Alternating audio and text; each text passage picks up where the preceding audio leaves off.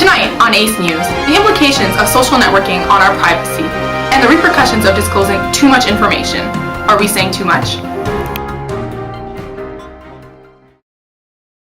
I'm Cynthia Gamache reporting live from ACE News, Ottawa. Have you ever wondered why people feel compelled to overshare information on Facebook and Twitter? Blogs, Facebook, and other social online activities embodies what McKay terms a DIY, do-it-yourself culture, which is a combination of narcissism, youthful arrogance, creativity, and a way to embrace this technical innovation. Don't be a fool, updates more.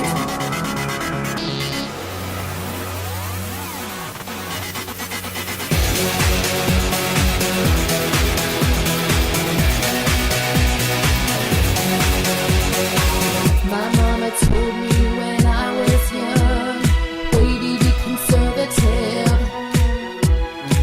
She said don't always speak what's on your mind. Mom, don't be so negative. But she's super old and doesn't understand my status updates on Facebook. Trust me, mama, people want to know about that guy that just gave me a look.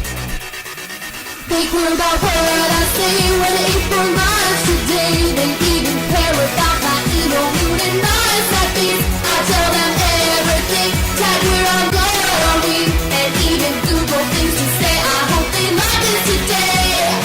Ooh, there ain't no other way. People care about what I say. Baby, I was born this way. Ooh, there ain't no other way. Poking my friends every day. Status updates on the way. Don't be a fool, updates more. Don't be a fool, updates more. Don't be a fool, updates more. Comment, more. I probably should be working right now. I think I'll go change my status instead. Talk about all of the office guys, forget about my dumb coworker Ted.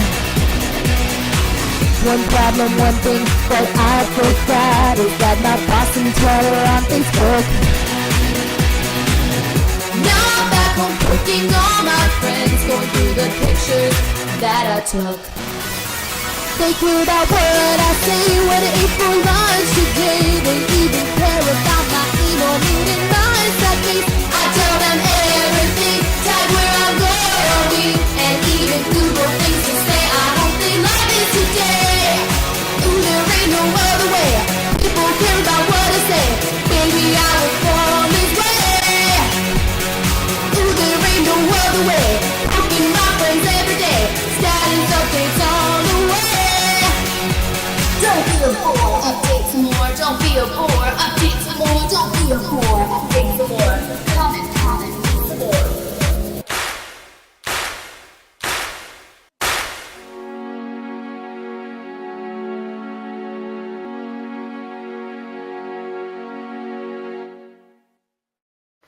According to Child, blogging is related to embracing individuality, self-representation, and personal relationship development. He also states that blogs and other forms of social networking allow people to have more control over managing their privacy, which leads to revealing one's true self. Bloggers who are highly concerned about maintaining a positive image seem to blog more frequently than those who are less concerned about giving a positive impression.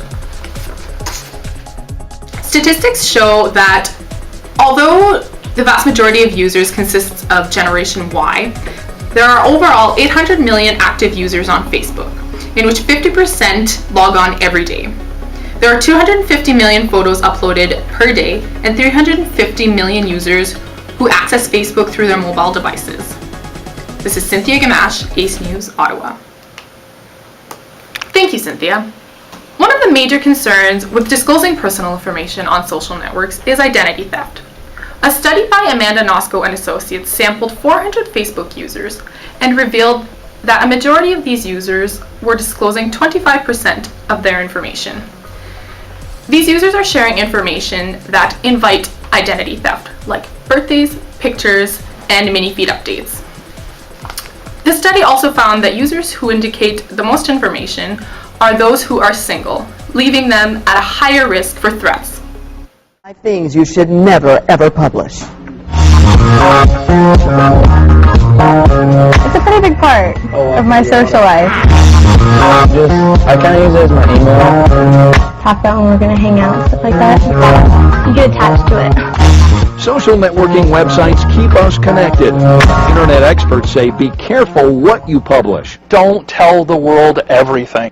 A state trooper learned that firsthand after publishing these photos and these comments. He resigned. Experts say use discretion with your photos and personal information. To think before you Twitter, think before you type on Facebook, and remove as much information that's personally identifiable information as possible. Experts warn never publish your address, your phone, or social security number. Don't post your place of birth or your mother's maiden name. Answers: criminals seek to steal your identity. There are organized crime elements in other countries in particular who are constantly and automatically surfing for information that they can derive off of Twitter and Facebook to do penetrations, to gain access to your financial information, to potentially siphon money out of your bank accounts. Online experts warn if you post your cell number, you might get sales calls. If you publish your address, you might get unwelcome visits. Is that the people you friend on Facebook may not really be your friends. They're just people you've encountered. But because you call them friends, people start to think of them as friends, and they may not be. Don't be specific about what you're doing or where you're going. We think about telling people our friends where we're going, but we really wouldn't want to tell the people we don't like or who don't like us where we're going to hang out. So if you're on Facebook like these kids, how do you protect yourself? So if you're using Facebook, go into the settings and turn off all that public information, because the more public information you provide to people, the more people can find out who you are and potentially, do identity theft with your information. So keep posting. I put pictures of me and my best friends. Keep connecting. Talking to more people at once. But remember what the experts say. In the same way, don't get in the van with the stranger is don't tell strangers where you're going to be and when you're going to be and what you're going to be doing. It's not really what you know or even who you know, it's who knows you. Anna Muir, Ace News, Ottawa. Thank you, Anna. A new study shows that oversharing Facebook posts can potentially cause robberies. Posts that share information like status updates, vacation updates, or the status of your empty home can result in your being in the wrong place at the wrong time. The incidence of robberies due to Facebook and Twitter posts is high, with some insurance companies in the US refusing to insure after break-ins because they had broadcasted their absence online. Emily Noel, Ace News, Ottawa. And now to you, Cassandra. Thank you, Emily. Also being covered tonight, stalking. Are we safe? Stalking has moved from the streets to the virtual world. People everywhere are being creeped and followed online. Yo, hey Sam.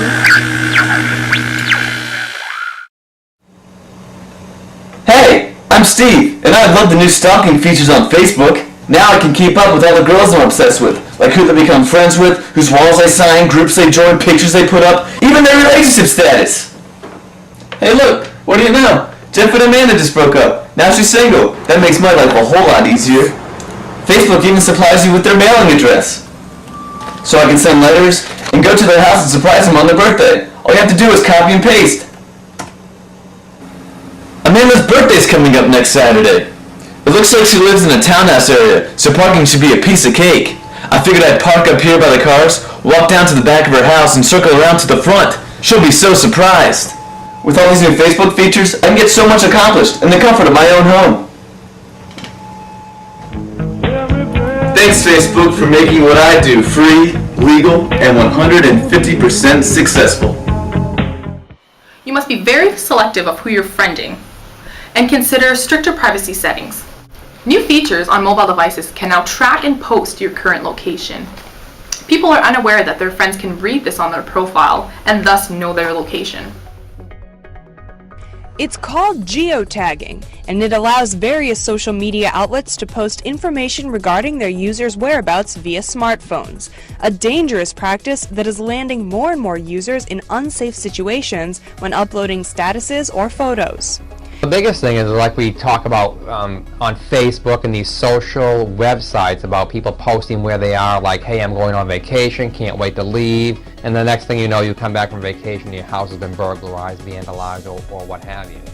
Geotagging can be as simple as purposely posting an update with your location, or as inconspicuous as not disabling your phone's locator and GPS capabilities. I just did it with mine. I checked my location and security setting on there, and it's one of the first or second items is, are you going to enable GPS satellites to determine location? You can uncheck that. The Army is so concerned with the dangers of soldier geotagging that they've incorporated new training to ensure all active members are aware and capable of turning off locators. They're making soldiers aware of the new applications via the smartphones. Even cameras have this function built into them also. Soldiers are deterred from using this. If you're concerned about your smartphone's geotagging capabilities, search through the settings for the disabling switch. Voter and police say you should be diligent in withholding your personal information, such as your address, your birthday, and your phone number. Otherwise, it's like putting a sign on your front door with all of your personal information and your daily itinerary. Also, a very interesting research has shown that MySpace had to remove 90,000 members who were known sex predators. I don't think we're safe from stalking. Cassandra Ray, Ace News, Ottawa. And now back to you, Cynthia. Thank you, Cassandra. Something else people should consider when disclosing personal information online are the negative impacts that it could have when looking for a job.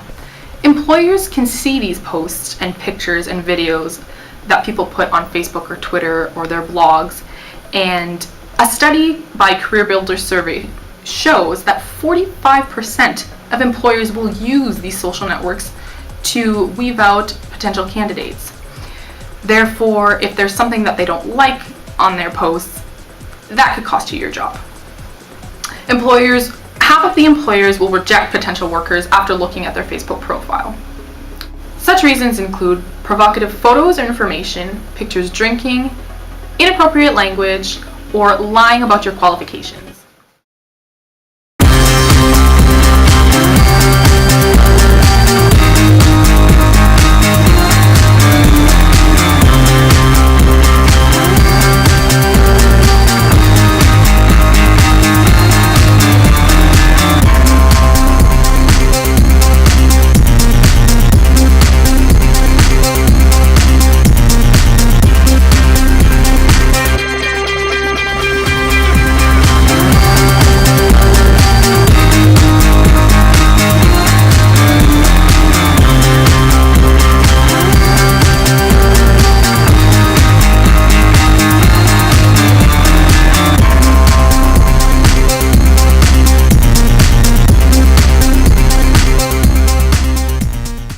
Cynthia Gamache, Ace News, Ottawa.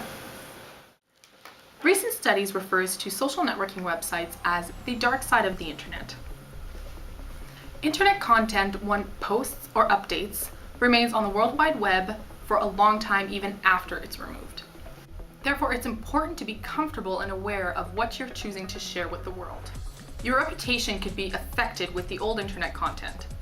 Other individuals could have access to this information, such as the police, school administrators, university admission officers, and prospective employers. Therefore, your reputation could be at stake and follow you for a long time after.